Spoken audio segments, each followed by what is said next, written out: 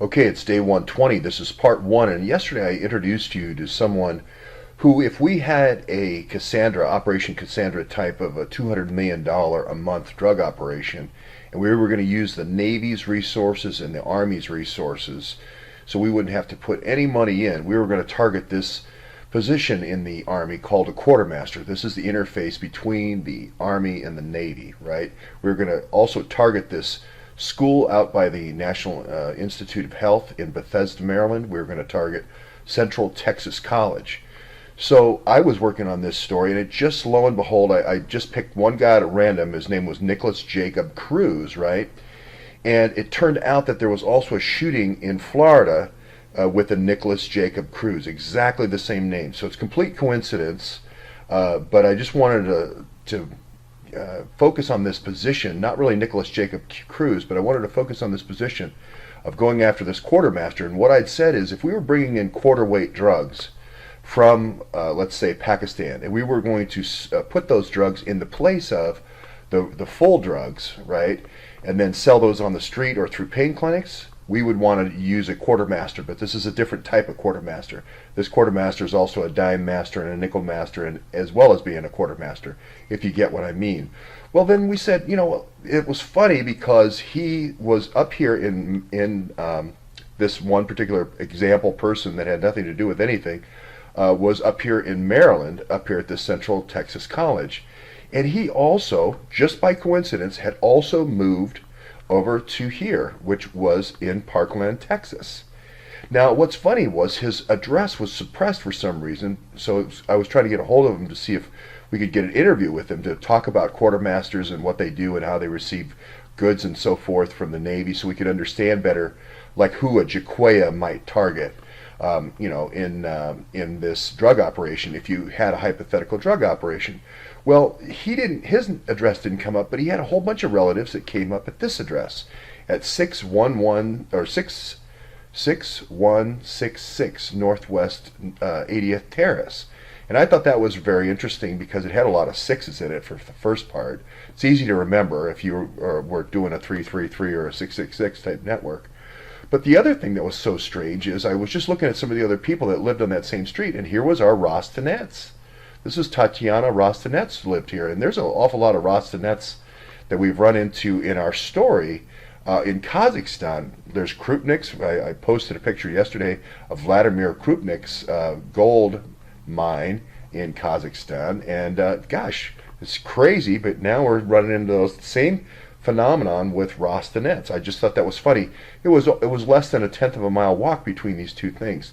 So that's just crazy because you're not going to believe this. But the person who lived here, the shooter at that school, Nicholas Jacob Cruz, exactly the same way, spelled Nicholas the same way, everything, also lived at that 6166. Maybe they knew each other. Who knows? It's crazy. But I just think this is a really interesting address, 6166 Northwest. It's so close to those Rostanets. But then let me zoom out a little bit and show you how close it is. Well, it's actually 2.8 miles. So it's a long walk to school. But it kind of reminded me of a couple of other stories, okay? Which is, here's the Stoneman Douglas School. Maybe I can zoom in a little bit. But it's not actually far from Trump's Miralago. Now, here's all the public bike paths. You can get right to the front of Miralago, but then, boom, the Secret Service is going to stop you there. Now, what's funny, I don't know if you remember, but Jeffrey Epstein used to lives in the same Broward County area that Debbie Wasserman Schultz is the representative. And a lot of people would get invited from Miralago to go out to this little island called Little St. James.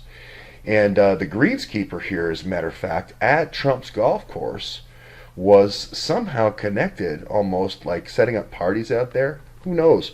But he was kind of a partier. I think he's an Australian guy or a British guy. Anyway, his last name was Roberts, and this girl, Roberts' girl, actually sued Jeffrey Epstein for underage sex. Okay, so it was kind of a weird thing. And I thought, wow, if I was doing this and I was trying to set people up, and have them fly out to Little St. James Island and so forth, what I would do is I would get girls out of this high school. This would be the way to go. Go get these girls, have a kind of a recruiter or a coach, kind of be a talent scout, and then invite them up here. You only have to drive, a little ways up the way. Then you can have your party. The first step in this is really just getting that pink. First step is getting that pink, those Rastanettes. With that second step is getting that cocaine, right? Pink cocaine, or something like that. Let's say heroin. But once you got that pink at this gate, and then you got that cocaine or that heroin, then you're right in there. Now you're partying and everything, and now you get that third thing, which is all the money, right? Whatever. These people that live here are going to be owning oil companies, stock companies. As a matter of fact, there was an investment advisor that died there right about the time of the election last year. That was kind of funny. A hedge fund manager, wasn't that what happened? Anyway, I just thought it was crazy coincidences how close that was to Miralago, and I thought, boy, I'm not saying this quartermaster. He's obviously, a fine, upstanding young man, I'm sure, but that's how I would do it. A 1, 2, 3. I would do pink, and then I would do cocaine, and then I would not just cocaine, but also quarter weight drugs from Pakistan. Only I would use the full drugs and keep the quarter weight for all those veterans at the VA, right? And then third step is we get everything, get all their money.